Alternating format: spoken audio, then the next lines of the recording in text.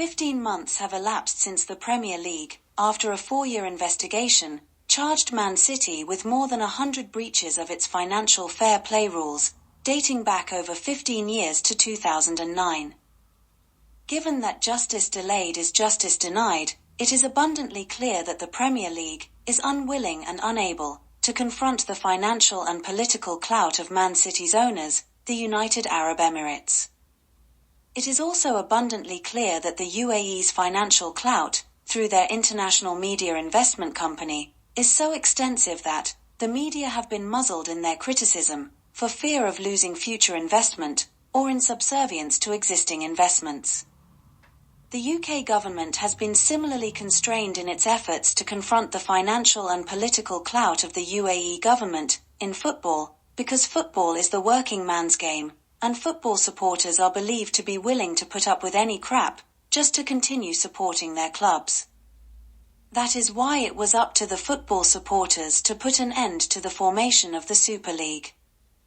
This is also why it is up to football supporters to put an end to Man City's blatant cheating. It is revealing that the UK government was swift to act to prevent Man City's owner from acquiring the Telegraph.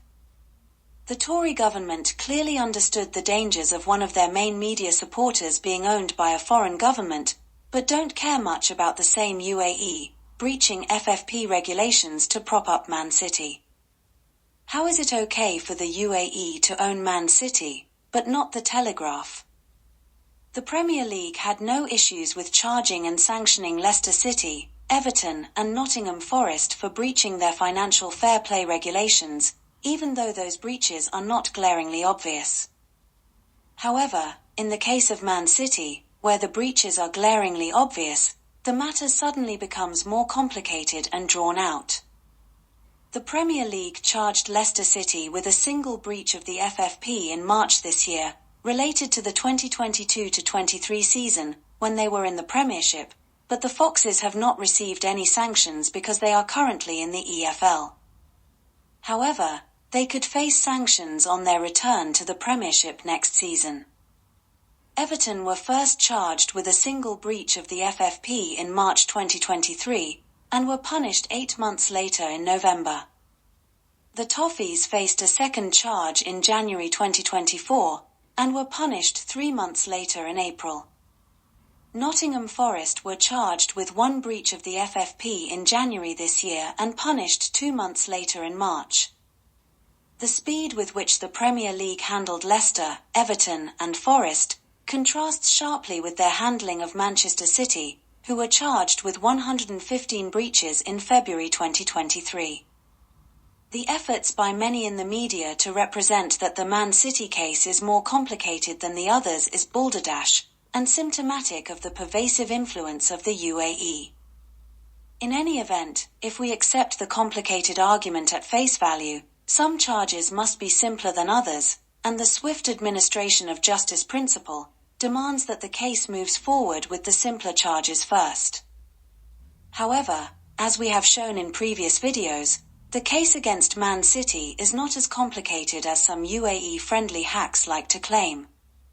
Since the takeover by the Abu Dhabi United Group in 2008, Man City have been engaged in wholesale circumvention of the FFP regulations, using proxies and front companies for the UAE government. Those proxies and front companies, under the control and influence of the UAE, have pumped money into the club under the guise of independent sponsorships. Sponsorships that have no bearing to any independent commercial analysis. There is nothing complicated about a UAE government-controlled entity paying well in excess of the market value to sponsor Man City. It is a clear attempt to artificially inflate City's earnings and disguise payments to players and coaches to help circumvent the FFP regulations.